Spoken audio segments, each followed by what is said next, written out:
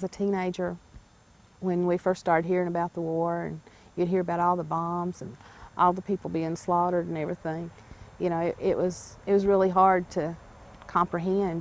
It took a while to soak in, and I guess it didn't really soak in until I had someone there that I was in fear of losing it.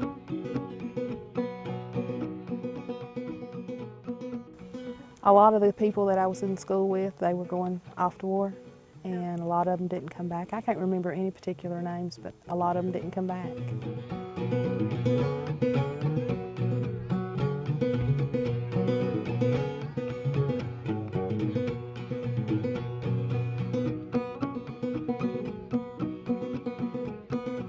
We were fortunate enough to live on a 14-acre farm, and we raised what we ate. You couldn't buy a job anywhere. I mean, if you had a job, fine, but there were so many of these little truck mines, coal 30 and 32 and 33 inches high. You go in and load coal. A lot of guys my age did that. The most of them went to Chicago or Detroit or Cleveland, someplace up north, to get a job, to get out of the coal mines. I had my choice to go in the military, go north, so I went in the military. I would work up to 60 hours a week just to keep busy. If I was busy, I wasn't thinking about Vietnam. I didn't know I had a problem until 1990, when I started hanging around with these fellas, and they told me I had the problem. I didn't think I did. I thought everybody else had a problem. There's nothing wrong with me. And then I come to realize after I started going to VA, I didn't even know I could go to the VA. I mean, when I got out of the service, I hightailed it home, and that was it. And then I started going to the VA and realizing what was wrong with me, and been treated for it ever since, and still being treated. I see all the veterans that come through the clinic initially. Of course, we run various programs within the clinic. We have mental health services, post-traumatic stress group services. Well, with a physical injury especially, and of course with mental injuries too, it's something that lasts with you a lifetime, and you know, it's always there to remind you. You can never put it behind you, you know, and some of the veterans, especially with the chronic PTSD, it's a daily reminder for them, and a nightly reminder. You know, they're haunted by flashbacks and wartime trauma on a daily basis, some of them. When the returning Vietnam veterans first started going to the VA hospitals, there was a black nurse. Her name was Maud DeVictor. And these vets kept going trying to get their benefits and trying to get help. And she sided with the veterans. I spoke with the lady personally, beautiful woman. And she sided with the veterans, and they fired her and banned her from any VA hospital. People really don't realize what Vietnam veterans done and went through and saw. And was there one kids? Every one of us. Vietnam, Vietnam. Most people didn't ask to go over. They were sent over. I have an 18-year-old son right now. I can't imagine my 18-year-old son being called on to do what his father was called on to do. And I think that even though the experience was a horrible experience, he still came back with some of that idealism that he had done the right thing, that he had made the right decisions. Joe wasn't drafted. Joe volunteered because he thought that was the right thing to do. He was there because he thought that was the right thing to do. And after he came home, he expected, I think, for things to be better. Over the course of the years, I think that idealism has really been lost because he has not gotten from his country the things that he needs. So I think he's very frustrated a lot of the times. You know, if you ask to do something, you go do it and it's wrong, I mean, you get in trouble, it's your fault. If somebody makes you go, so to speak, it's not entirely your fault, and you shouldn't have to be blamed for it. I can see the government being blamed, but I can't see the people that was made to go being blamed. And they're the ones who were blamed. The government took no blame. He lost something that he can't get back, and that his country has not done its part to bring them all back. A lot of people died there, and a lot of people lost something there that they'll never get back. But she's actually dragged me through, I believe. I don't think I'd make it without her. They deserve a chance to live normal lives, and that there should be a support system out there for them, and I don't think there is at this point. You guys are probably the first ones I've talked more about than anybody. I don't like talking about Vietnam much. Because even though you're with people, you still bring back memories. You try to forget, you can't forget them, but you want to keep them out of you up front, I guess. I know I went through a stage, real bad stage, I guess 10 or 15 years ago. I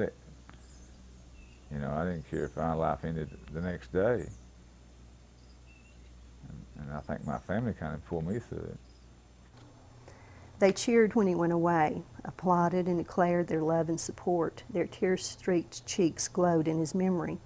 Falling leaves at home, falling bodies at war, he fought and prayed his way out.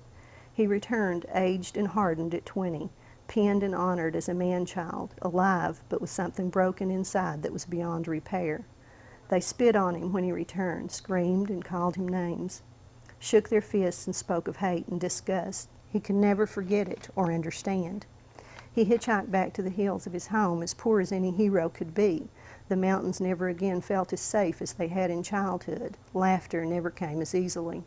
And as his daughter, I see all the missing pieces of his spirit and the whole, and in all of my life I have never heard him praise patriotism, and it pains me to know that he will never salute the flag or his beloved country again.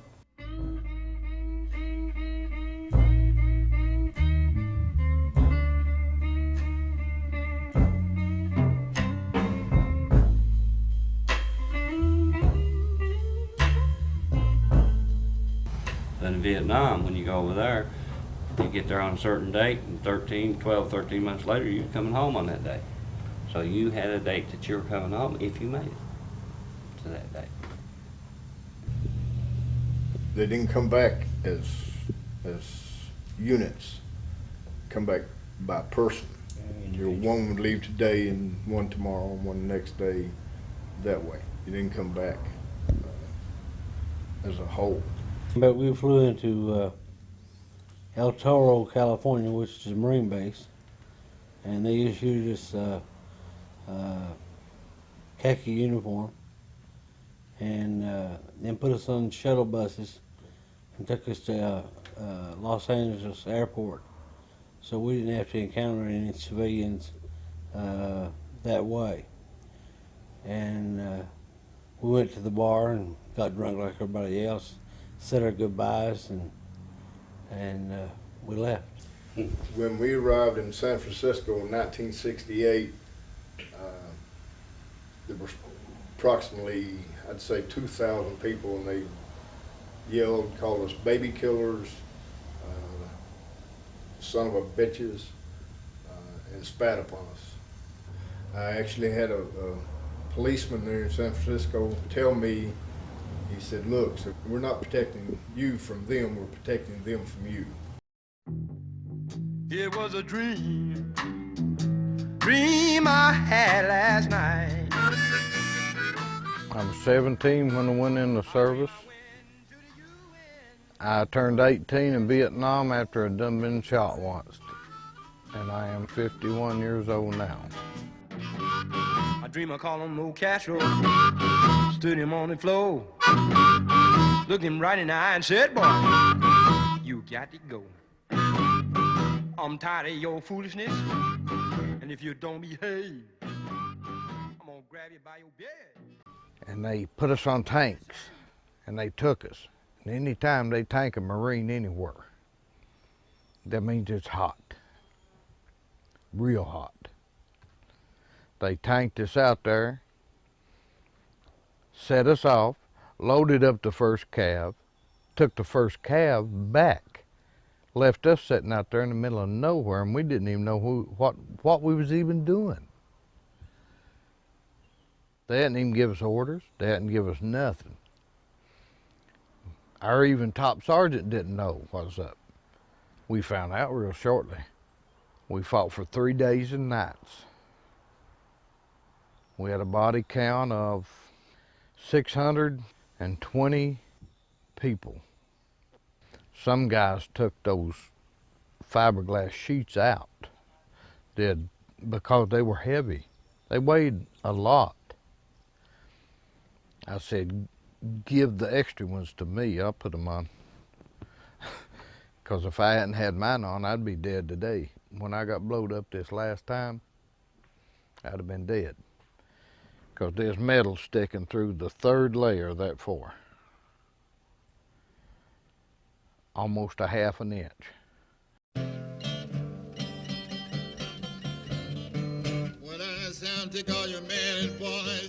I think if I got anything out of the Vietnam War coming from this part of the country, I learned a lot about human nature and people. Black, white, brown, yellow skin. You were in a war, you are put in a position. Out here in society, you can avoid someone different if you want. But when you come under a condition like in a war or something, you learn real fast how stupid those thoughts really are. Because that is a friend, a brother, another human, and buddy, you learn respect. I'd like to make a comment on human nature, you know, on the South Vietnamese women and children. I didn't have a lot of sympathy for the Army necessarily, the South Vietnamese Army, and we worked with them a lot. But every time I saw the children and women, it took me right back up left hand fork of Old Camp, because I didn't live a whole lot better than what those people did. They were struggling every day for survival or whatever. And I guess one of the long-lasting effects that haunts me today is women in jail.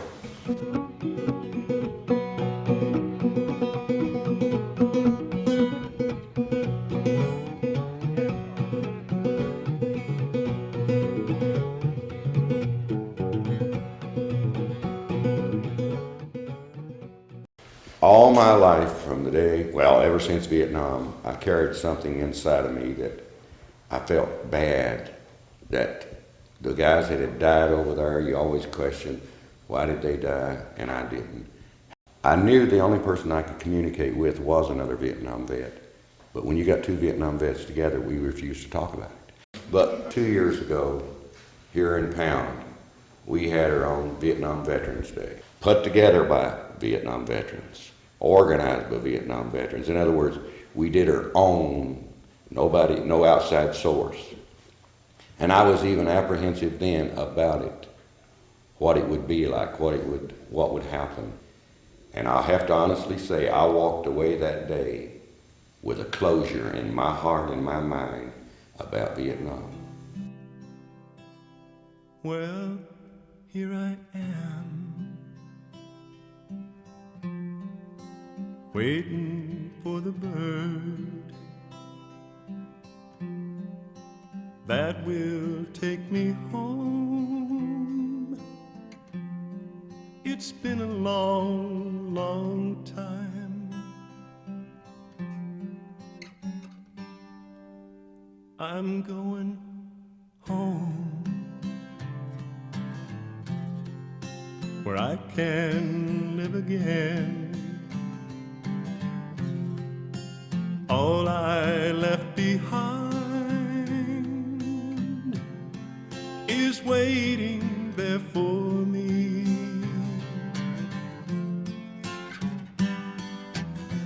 I hope it still will be the when I get home. It's It's been a long, long time and things can change, rearrange, oh, be so strange to me. I won't forget the place I leave behind,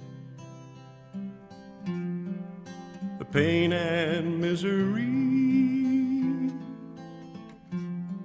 will never leave my mind. I hope it still will be the same when I get home. It's been a long, long time and things can change, rearrange, oh, be so strange to me. I hear the sound